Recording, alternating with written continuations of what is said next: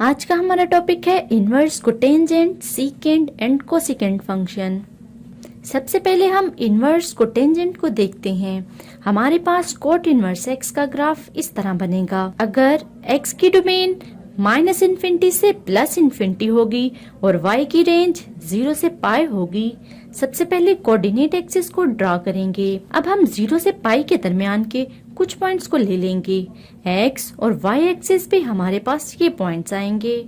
अब हम इन पॉइंट्स को एक स्मूथ कर्व की मदद से मिला देंगे तो हमारे पास कोट इनवर्स एक्स का ग्राफ कुछ यूं बनेगा, जैसा कि आपको स्क्रीन पर दिखाया गया है।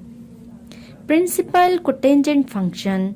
अगर हम 0 से पाई इंटरवल के लिए y is to cot x की डोमेन को रिस्ट्रिक्ट कर देंगे तो वो restricted function principal cotangent function कहलाएगा। ये फंक्शन 1 to 1 भी है और इसका इंटरवल भी मौजूद है। इनवर्स कोट फंक्शन को इस तरह से भी डिफाइन कर सकते हैं।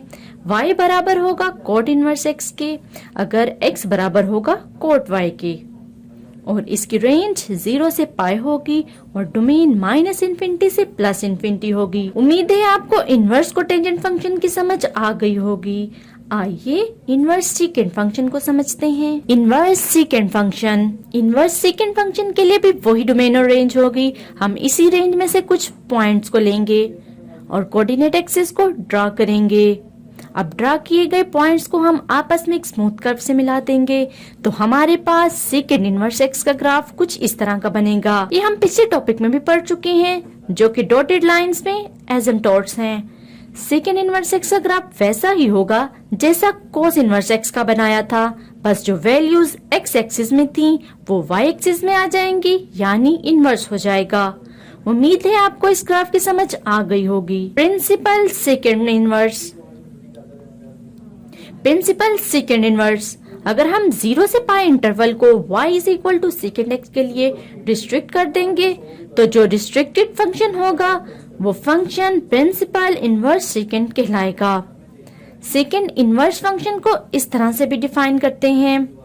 y बराबर होगा सेकेंड इनवर्स x के लिए अगर सेकेंड y x के बराबर होगा, जबकि y की रेंज 0 से पाई है लेकिन y π/2 के बराबर नहीं है। और अगर हम x का मोड लें तो इसकी वैल्यू या तो 1 से बड़ी होगी या 1 के बराबर होगी।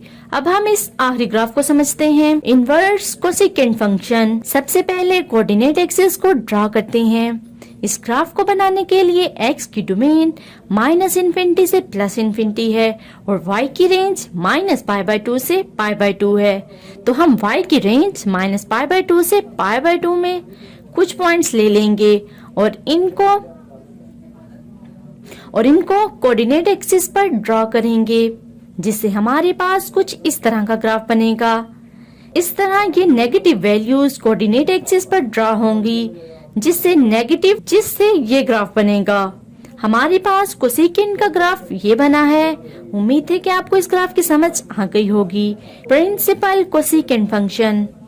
अगर हम -π/2 से π/2 के इंटरवल को y is to cosecant x के लिए रिस्ट्रिक्ट कर दें तो ये restricted function principal cosecant function कहलाएगा। ये फंक्शन 1 to 1 भी है और इसका इनवर्स भी मौजूद है।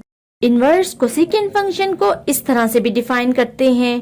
y is to cosecant inverse x अगर x is to cosecant y है, जबकि y की रेंज -π/2 से π/2 है और y 0 के बराबर नहीं है और y का मोड 1 से बड़ा है। उम्मीद है कि आपको इन तीनों ग्राफ की समझ आ गई होगी। फिर मिलते हैं हम अगली वीडियो में, तब तक के लिए अल्लाह हाफिज।